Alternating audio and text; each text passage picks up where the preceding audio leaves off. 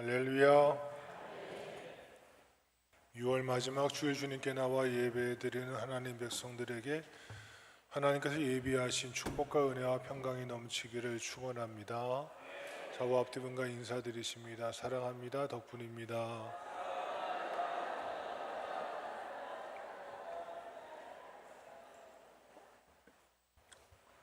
한번 따라 하실까요? 주의 사랑을 받는 자.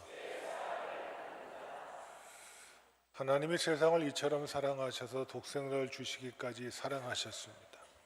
근데 그 사랑을 받지만 사랑이 다 똑같은 건 아닌 것 같아요. 제가 목회를 하면서 보니까 저분은 정말 하나님께 더 큰 사랑을 받고 있구나 라고 하는 분들이 종종 있거든요. 그래서 하나님께서 사랑하시는 건 맞지만 사랑받는 크기는 다 다른 것 같아요. 근데 저는 바라기는 올 상반기를 오늘 마무리하는 6월 마지막 날, 마지막 주일에 우리 평강의 모든 성도들이 한 분도 빠짐없이 하나님께 더 큰 사랑을 받는 자가 되어지기를 간절히 주의 이름으로 축원합니다. 하나님은 어떤 사랑에게 어떤 분에게 그 큰 사랑을 더 크게 베풀어 주실까요? 첫 번째 한번 따라합시다. 감사하는 자에게 주님은 더 사랑하십니다. 뭐 하는 자에게요? 감사하는 자에게.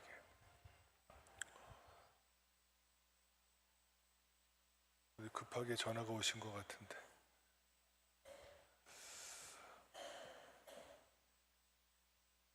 구약 성경을 읽다 보면 정말로 형통한 사람이 있습니다. 근데 상황은 형통하지가 않았거든요. 어릴 때 포로가 되어집니다. 바벨론에 끌려갑니다. 얼마나 비참했겠습니까? 근데 그가 그 나라에 가서 바벨론 제국에 가서 메대 제국, 바사 제국이 되기까지 제국이 바뀌잖아요. 왕들이 바뀌잖아요. 그런데 총리직을 그가 죽을 때까지 이어가거든요. 세계 역사에 그런 인물이 없어요. 그게 누구였죠? 다니엘입니다. 지금도 중동 지역에 가면 존경받고 추앙받는 인물이 다니엘입니다. 역사 속에서 바벨론 제국이 다스렸던 그 지역에 가면 다니엘 하면 그들이 지금도 기억하고 있는 위대한 인물입니다. 왜냐하면 지금 생각해 보십시오. 정권이 바뀌면 우수수수 추포낙엽처럼 다 떨어져 나갑니다. 그렇죠? 정권이 바뀐다고, 왕이 바뀐다고, 왕조가 바뀐다고 다니엘은 잘리지를 않습니다. 왜? 누가 함께 하시니까? 하나님이 그렇게도 사랑해 주시니까. 근데 다니엘이 사랑받는 비결이 무엇이었을까? 느부갓네살 왕이 꿈을 꿉니다. 근데 그 꿈이 내용이 뭔지도 몰라요. 그리고 자기가 꾼 꿈이 무엇인지, 또 그 꿈의 해석이 무엇인지를 알아오라는 거예요. 이런 기가 막힌 일이 어디 있습니까? 꿈이 뭔지를 이야기해줘도 해석하기도 쉽지 않은데 꿈도 기억하지 못하고 그 꿈이 하도 희한해서 해석도 요구하는 이 왕 앞에서 온갖 술사들이, 온갖 지휘관들이 다 죽어나가게 생겼습니다. 그때 다니엘 앞에서 말하자면 제가 이 꿈을 해석해드리겠습니다. 그리고 하나님께 나아가지 않습니까? 하나님께 묻습니다. 하나님, 이 일을 시작하신 도 하나님이시고 주장하신 도 하나님이시니 이 꿈을 제게 알게 하여 주옵소서. 하나님께서 응답하시니까 그가 하나님께 감사하고 찬양하였더라. 할렐루야. 그리고 그가 나가서 왕에게 나가서 분명히 말합니다. 이 꿈을 알게 하시고 이 꿈을 해석하신 분은 내가 아니라 내가 섬기는 하나님이십니다. 하나님만 높여드립니다. 그가 잘 될 때도 형통할 때도 하나님께 감사하고 하나님께만 영광 돌리는 사람이 누구였다고요? 다니엘이었어요. 근데 요즘 보면 배은망덕한 사람이 참 많은 것 같아요. 은혜를 받고도 은혜를 받은지 모릅니다. 은혜를 받고도 은혜를 깨닫지도 못하고 은혜를 받아놓고도 엉뚱하게 행동하는 사람들이 정말 많은 세상인 것 같아요. 그래서 우리의 가슴이 답답할 때가 많죠. 근데 다니엘은 그러지 않았어요. 근데 또 다니엘이 워낙 승승장구하니까 굴러 들어온 돌이 뭐 한다고요? 박힌 돌을 빼낸다고. 이 바빌론에 있는 이 고관들이 뿔이 난 거예요. 언제까지 저 다니엘이 승승장구한 것을 보겠느냐. 다니엘을 아무리 흠을 잡을도 흠 잡을 데가 없어요. 그래서 이들이 왕을 부추깁니다. 왕이요, 왕만큼 위대한 사람이 누가 있겠습니까? 앞으로 30일 동안 왕 위에 다른 신이나 다른 사람에게 기도하거나 구하면 그 사람을 사자굴에 집어넣어서 죽여버립시다. 왕만이 존귀한 자입니다. 그러니까 왕이 그 말을 듣고 우쭐해지잖아요. 그래서 뭐 겉모르고 이것이 다니엘을 잡아매는 올무인지도 모르고 도장을 꽉 찍은 거예요. 근데 이들이 이것을 작당한 이유는 다니엘에게서 흠을 잡을 게 없는 거예요. 잡을 게 있다면 그가 율법을 지킨다는 것, 율법에 따라서 하루에 3번씩 아침 9시, 12시, 3시가 되면 성전을 향하여 창문을 열어놓고 하나님께 뭐하는 것? 기도하는 이것밖에 잡을 게 없어요. 저 사람이 하나님께 기도하는 것을 올무잡아서, 참 못된 사람들이죠. 올바른 신앙을 갖다가 올무잡아서 다니엘을 얼걸매잖아요. 근데 중요한 건 그 다음 구절에 보면 다니엘이 그 조서에 어인이 찍힌 것을 알고도 다른 신이나 다른 인간에게 기도하면 사자굴에 던지는 것을 알면서도 하나님께 감사하며 뭐하더라? 기도하더라. 할렐루야. 하나님께서 해답을 주실 때는 감사하고 하나님을 찬양하였지만 문제가 생기니까 이 문제도 이루실 분은 누구신 줄 알고 하나님이신 줄 알고 하나님께 뭐하고? 먼저 감사부터 하고 기도하더라. 그러니까 다니엘은 처음도 감사, 마지막도 뭐예요? 감사해요. 잘 될 때도 감사, 내가 자기가 올무에 놓여도 그래도 불구하고 뭐하는 사람? 감사할 줄 아는 사람. 우리는 어떻습니까? 조금만 내 비위에 맞지 않으면, 내 마음에 들지 않으면, 내 상황과 조건이 여의치 않으면 쉽게 조사모사처럼 변하는 것이 우리의 마음 아닙니까? 근데 다니엘이 왜 하나님이 그를 그토록 높이시고 그토록 오랫동안 총리의 직을 감당할 수 있도록 은혜를 베푸셨을까? 그토록 사랑하셨을까? 딴 거 없더라고요. 성경에 보니까 그는 어떤 일을 만나든 어떤 상황에서든 먼저 뭐부터 하는 자? 감사부터 하는 자. 여러분의 입가에 부정적인 말, 못된 말이 튀어나오려 할 때 입을 막으세요. 하나님, 내 입술을 주장해 주옵소서. 내 입술을 통하여 하나님께 감사의 고백에 넘쳐나는 평강성도의 삶이 되어져서 감사하는 자에게 베푸시는 주의 사랑을 듬뿍 받는 자가 이 아침에 우리 모두이기를 주의 이름으로 축원합니다. 오늘 본문에 보면 다 함께 57절 말씀 시작. 우리 주 예수 그리스도로 말미암아 우리에게 승리를 주시는 하나님께 감사하노니 아멘. 무엇에서 승리입니까? 56절 시작. 사망이 쏘는 것은 죄요 죄의 권능은 율법이라. 아멘. 율법의 저주 아래 있던 이스라엘 백성들, 율법의 저주 아래 있던 인간들, 여러분 율법은 저주가 아닙니다. 하나님의 선한 뜻, 선한 역사입니다. 하나님의 백성들이 걸어갈 하나님의 거룩한 백성의 삶의 도리입니다. 그런데 이것을 하나님의 거룩한 백성이 살아갈 길을 하나님 백성 되려고 하는 방법으로 만들어버려서, 그렇죠? 이걸 지키지 않으면 그 누구도 구원받지 못한다, 이게 아니었죠.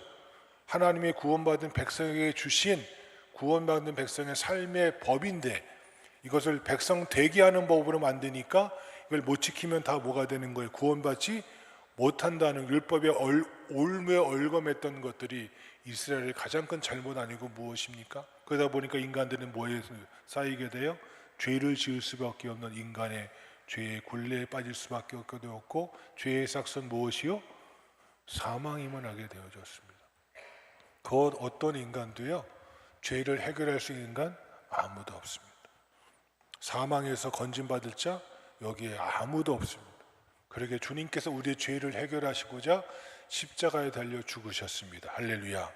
우리를 사망의 권세에서 해방시키고 우리를 부활의 승리로 이끄시고자 우리를 위해서 십자가에서 3일 만에 부활하셨습니다. 할렐루야.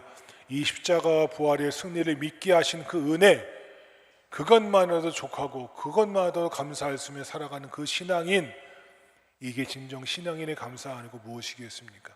오늘도 보니까 많은 분들이 감사했습니다. 이 모양 저 모양 정말 귀한 감사입니다. 그런데 그보다 더 큰 감사는 내가 하나님 자녀 되게 하신 그 은혜, 나로 사망과 죄의 권세에서 벗어나 승리케 하신 그 은혜가 내게 부음받아진 그 은혜에 늘 잊지 않고 감사하며 살아가는 신앙인을 하나님 뭐 하십니다? 더 큰 사랑으로 베푸신다고. 오늘 말씀처럼 내게 이 승리를 주시는 예수 그리스도로 말미암아 우리에게 승리를 주시는 하나님께 무엇하자? 감사하노니. 이 승리 주신 하나님께, 죄와 사망에서 우리에게 승리 허락하신 하나님께 늘 삶의 고백으로 감사함으로 나아가는 자가 오늘 이 아침에 주의 사랑받는 자, 평강의 모든 권속되어지기를 간절히 주의 이름으로 축원합니다. 두 번째 따라하시겠습니다. 믿음이 견신한 자가 주님의 사랑을 받습니다. 하나님께서 왜 모세를 향하여 시민에서 온유함이 가장 승한 자라 했을까? 성질 나가지고 십계명 돌판도 내던지고 한번 지시만 하려고 했는데 백성들이 하도 말을 안 들으니까 반성을 몇 번 내리쳐요? 2번 내리치고. 성깔이 보통이 아니에요, 그렇죠? 예? 하나님 직접 써주신 십계명도 내리치고, 그렇죠? 반석도 2번이나 쳤던 그 모세를 향하여 왜 하나님은 지면에서 온유함이 가장 승한 자라 했을까? 그의 인생의 마지막을 보니까 이해가 되더라고요. 요즘 우리가 새벽기도 때 신명기를 읽고 묵상하는데, 신명기 이제 마지막 장을 새벽기도를 준비하면서 읽다 보니까 마침 엊그저께 유튜브를 보는데 요르단 지역의 성지가 쫙 반영되는 걸 봤어요. 요르단 지역의 어느 목사님이 성지 순례하면서 쭉 보여주는 것, 여러 것도 물론 페트라도 인상 깊고 많은 것도 인상 깊었지만 저에게 잊혀지지 않는 것이 딱 눈에 들어오더라고요. 벳부올 골짜기, 이게 어디죠? 모세가 장 묻힌 곳, 그게 딱 보이더라고. 황량해요. 모압 평지에 있는 벳부올 골짜기가 딱 한 5초 정도 보이더라고요. 맞아, 저기에 모세가 묻혔는데, 어딘지 모르지만 그곳에 모세가 묻혔는데. 신명기 마지막 장 가서 보세요. 모세가 죽을 때 기력이 쇠하지 않았습니다. 눈이 쇠하지 않았습니다. 아직까지 팔팔하다는 거예요. 120세인데도. 그 모세를 하나님께서 느보산에 데리고 올라가십니다. 느보산에서 보면 저 앞에 요단강이 보이고 저 멀리 유대 산지가 쫙 보입니다. 그것이 어디죠? 가나안 땅 아닙니까? 가나안 땅. 모세가 그 가나안 땅으로 이스라엘 백성을 인도하고자 40년이나 광야 생활을 한 거 아닙니까? 하나님께서 모세를 데리고 느보산에 올라가셔서 가나안 땅을 쫙 보여주십니다. 모세야, 보거라, 저 땅이 이스라엘 백성이 들어갈 가나안 땅이다. 얼마나 감격했겠어요. 근데 그 다음 말이 더 가관입니다. 하나님께서 말씀하십니다. 모세야, 너는 들어가지 못하고 여기서 죽으리라. 여러분이 모세예요. 제가 만약에 모세였다면 이럴 거, 하나님 해도 너무하십니다. 40년이나 부려먹었으면 저 요단강은 건너게 하셔야죠. 이 모압 땅이 아니라, 나는 요단강에 사는 거 원치 않습니다. 죽으라면 요단강 건너서 가나안 땅에서 죽기를 원합니다. 그럼 이 정도는 구할 수 있지 않으시겠어요? 제 말이 틀렸습니까? 저 같으면 그랬을 것 같아요. 하나님, 저 땅 못 들어갈 땅 같으면 왜 보여주십니까? 보여주셨으면 저 보이는 곳, 제가 그곳에서 죽게 해주십시오. 요단강이라도 건너가서 가나안 땅에 발이라도 딛고 거기서 죽게 하시면 제가 아멘하고 죽겠습니다. 얼마든지 그럴 수 있을 것 같아요. 그런데요, 모세가 그 다음에 아무 말이 없어요. 그 다음 구절이 뭐예요? 모세가 벳부알 골짜기 맞은편에 묻혔더라. 끝. 끝. 모세의 투정이나 호소나 바램이 없어요. 이게 온유한 거구나. 나의 권위자가 지시한 것에 기쁨으로 받아들이는 것. 내가 상대방에 대해서 부드러워만 가는 게 온유가 아니에요. 그거는 늘 바뀌어요. 나의 권위자이신 하나님이 내게 지시한 것을 기쁨으로 받아들이는 마음, 그게 바로 뭐예요? 그게 온유거든요. 그러니까 모세는 한결같이 뭐한 자예요? 마지막까지도 하나님의 명령에 기쁨으로 받아들이는 삶을 살아가는 거예요. 그게 믿음이 견실한 거예요. 여러분이 마지막 죽음을 맞이할 때 이렇게 하나님의 기쁨 되어지는 삶을 마무리할 수 있는 주님 보시기 믿음이 견실한 자가 되어질 때 하나님께 사랑받는 자로 주님께서 축복하여 주시기를 간절히 주의 이름으로 축원합니다. 오늘 본문에 바울이 말합니다. 다 함께 그러므로 내 사랑하는 형제들아 견실하며 흔들리지 말고 뭐하지 말고 흔들리지 말고. 성경에 보면 디모데후서에 보면 사도 바울이 디모데에게 편지를 씁니다. 디모데야, 대만은 세상을 사랑하여 자기 갈 길로 갔고 누구는 어디로 돌아갔고. 여기에 대만은요 사명 따라서 간 게 아니고 세상을 사랑하여 바울을 따라다니다 보니까 이거 바울을 따라다니면 성공할 줄 알았더니 성공은커녕 뭐밖에 없어요? 고생밖에 없거든요. 눈에 보이는 고생밖에 없으니까 내가 바울 따라다니면 저 능력의 사람, 기도의 사람, 하나님의 사람, 저 사도 바울을 따라다니면 내가 뭐라도 좀 건질 줄 알았는데 오는 것은 고생이요 아픔밖에 없으니 다시 세상의 성공을 사랑해서 세상으로 가버렸습니다. 처음에는 큰 마음을 가지고 따라갔는데 나중에는 쫄장부가 돼서 그만 하나님께 버림받은 자의 길을 걸어간 대표적인 인물이 대마가 되어져 버렸습니다. 근데 그 다음 구절에 보면 디모데야, 네가 올 때 누구도 데려오라? 마가도 데려오라. 그가 나의 일에 주님의 일에 유익하니라. 여러분, 마가가 누굽니까? 잘 아시잖아요. 바나바의 생질이잖아요. 그러니까 자기 조카들이고 선교여행을 떠나다가 1차 전도여행 배를 타고 다닐 때는 그나마 편하니까 좋다가 산악길을 올라가야 되니까 여러분 버강에서 비시디 안디옥까지 올라가는 길은요 험한 산길입니다.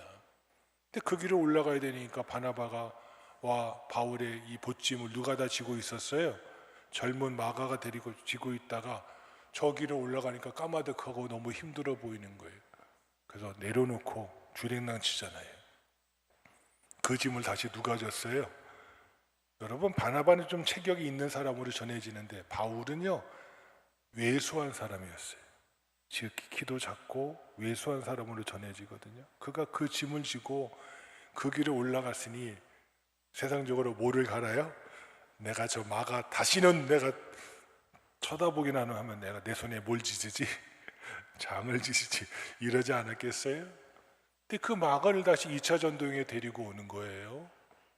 그러니까 바울이 이건 아닌 것 같습니다. 아직 훈련이 안 된 것 같습니다.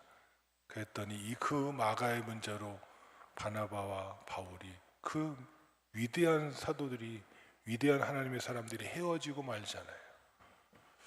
거기에도 하나님의 역사와 뜻이 계셨겠지만 어쨌든 그런데 이 바나바가 마가를 데리고 얼마나 가서 잘 훈련시키고 잘 다듬었던지 그가 디모데에게 말하잖아요. 네가 올 때 누구도 마가도 데려오라.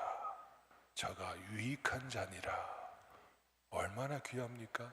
처음엔 모든하고 부족하기도 하고 그가 바울과 함께 다니면서 주님에 대해서 이야기 듣고 정리해서 쓴 책이 바로 뭐예요? 우리가 읽고 있는 마가복음이잖아요. 그 마가가 쓴 책입니다. 여러분, 이렇게 귀한 자, 주님의 믿음의 일에 견실한 자, 흔들리지 않는 자, 그런 믿음의 사람들이 우리 모두이기를 간절히 주의 이름으로 축원합니다. 오늘 본문의 배경은 고린도전서 15장은 부활장입니다. 무슨 장이라고요? 부활장. 예수님 예루살렘 교회도 이미 이 서신이 쓰여질 당시에는요 예수님을 부활을 목격한 자들이 거의 다 죽어가게 했던 시절이에요. 한 명, 두 명 다 죽어갔어요. 더구나 고린도 지역에는 덜어 있을지 모르지만 살아계신 예수님을 바라본 자도 없고요. 십자가에 달려 돌아가신 예수님을 본 자도 없고요. 주님의 부활을 눈으로 목도한 자도 없어요. 단 전해지는 믿음만을 들을 뿐이에요. 누구처럼? 우리들처럼. 그런데 그들이 설왕설래하는 거예요. 야, 이거 죽으면 정말 천국 가는 거 맞아? 죽으면 예수님이 우리의 몸을 나중에 다시 오시는 날 우리의 몸을 부활시키는 거 맞아? 이거 가지고 설왕설래하고 막 교회가 시끌시끌하는 거예요. 그러게 사도 바울이 15장 전체에서 주님의 부활을 증거합니다. 주님의 부활은 확실하고 주님 오시는 우리 썩을 몸이 썩지 아니함을 입고 이 죽을 몸이 죽지 아니함을 입어서 주님과 함께 같이 영화롭게 변화되어서 하늘나라를 기업으로 받는다고. 할렐루야. 이 소망을 잃어버리지 말라고. 하나님이 자기 아들을 내어주시기까지 우리를 사랑하신 하나님이 그저 십자가에서 죄만 용서하시고 주님이 부활하시고 끝날까요? 아니요. 부활의 첫 예매가 되셔서 나도 주님 오시는 날 주님과 같이 부활하게 될 줄로 믿습니다. 할렐루야. 이 소망 흔들리지 말라고. 부활이 없으면 예수 믿는 것 아무 소용 없잖아요. 부활이 없으면 예수 믿는 자만큼 불행한 자가 없잖아요. 그 부활이 있기에 주님 다시 오시는 날 나도 부활할 것을 믿기에 그 믿음 잊어버리지 말고 흔들리지 말고 견신한 신앙으로 하나님께 사랑받는 자로 살아가는 이 아침에 우리 모두의 길을 간절히 주의 이름으로 축원합니다. 세 번째 따라합니다. 주의 일에 힘쓰는 자가 주님의 사랑을 받습니다. 58절 후반절 말씀 시작. 항상 주의 일에 더욱 힘쓰는 자들이 되라. 이는 너희 수고가 주 안에서 헛되지 않은 줄 알미라. 아멘. 좀 설교하다가 파리도 잡고요.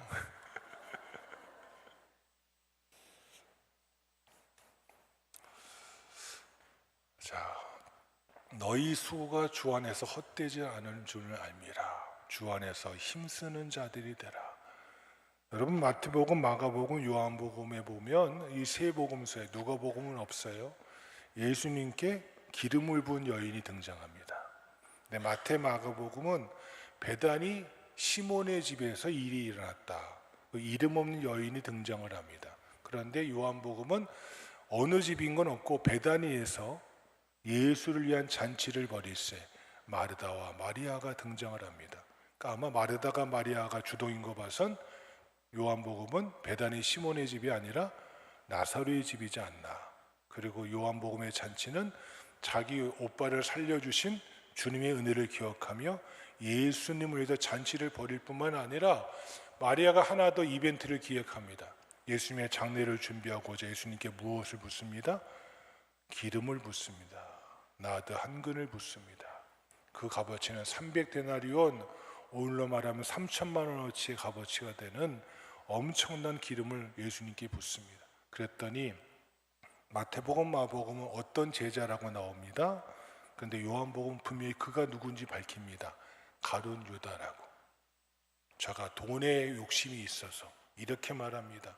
어찌 이 귀한 것을 허비하느냐, 그것을 가지고 구제하면 더 좋지 않겠느냐 라고 말합니다. 여러분 예수님께 드리는 것을 구제와 비교합니다. 구제하려면 누구 거 가지고 하면 돼요? 자기가 내놓으면 되지. 구제하려면 자기 거 내놔서 하나님께 헌신하고 이 돈을 구제하면 돼. 왜 남이 헌신한 것 가지고 빈정대면서 그 분위기를 깨요? 주를 위해 헌신하는데 이런 사람들이 있어요. 못된 해방꾼들이 있다니까요. 자기는 안 하면서 하는 사람에 대해서 왜 이렇게 하느냐고 해방하는 사람들이 있어요. 그게 누구였다고요? 성경은 분명히 요한복음 밝힙니다. 가롯 유다였다고. 아마 마태, 마가는 밝히지 않은 이유가 분명히 있을 것 같고요. 요한복음 후대에 기록됐기 때문에 이걸 확실히 밝혀서 경종을 삼으려 한 것 같아요. 어쨌든 간에 마리아 입장에서는 뭐였습니다? 최선을 다해서 주님을 위해서 힘쓰는 자의 모습으로 우리에게 기억되고 기념되는 귀한 믿음의 인물로 전해지고 있는 것 아니고 무엇이겠습니까? 평강의 성도 여러분, 주일에 항상 힘쓰는 자들은 사랑을 받으나 주일에 회방을 하는 사람들은 결코 주님께 사랑받지 못하고 비참한 인생으로 전락하는 것을 잘 볼 수가 있습니다. 오늘 본문은 말합니다. 항상 주일에 더욱 힘쓰는 자들이 되라. 언제 힘쓰라고요? 항상. 젊을 때나 나이 들어서나 상황이 좋거나 좋지 않거나 상관없이 항상 너희 수고가 주 안에서 헛되지 않은 줄은 알미라. 주일은 항상 힘써야 되고 세월이 지날수록 더욱 힘써야 됩니다. 나이와 조건과 상황에 상관없이 지금 힘써야 됩니다. 과거에 힘쓴 거 자랑하지 마십시오. 지금 힘써야 돼요. 아이 목사님 제가요 몸이 이런데요 나이가 이런데요. 그 나이에 맞도록 힘쓰고 봉사할 일 분명히 있습니다. 내가 현장에 나가서 직접 전도하지 못하지만, 내가 선교지에 직접 가지는 못하지만 그를 위해서 뭐 해주면 돼요? 기도해 주면 돼요. 그 시간에 나와서 예배당에 나와서 전도하는 분들도 기도로 협력하고, 오늘도 지금 청년들이 제주도에서 수련을 하고 있는데 잘 마치고 돌아올 수 있도록 믿음으로 기도해 주고, 이것이 정말 주일이 힘쓰는 거 무엇이겠습니까? 꼭 내가 현장에서 앞장서서 아니요, 뒤에서 보이지 않는 곳에서도 묵묵히 주의 전을 지키며 주님을 사랑함으로 힘써 주일을 감당할 때 주님께 사랑받는 자의 삶을 살아가는 이 아침에 우리 모두이기를 간절히 주의 이름으로 축원합니다. 기도하겠습니다. 하나님,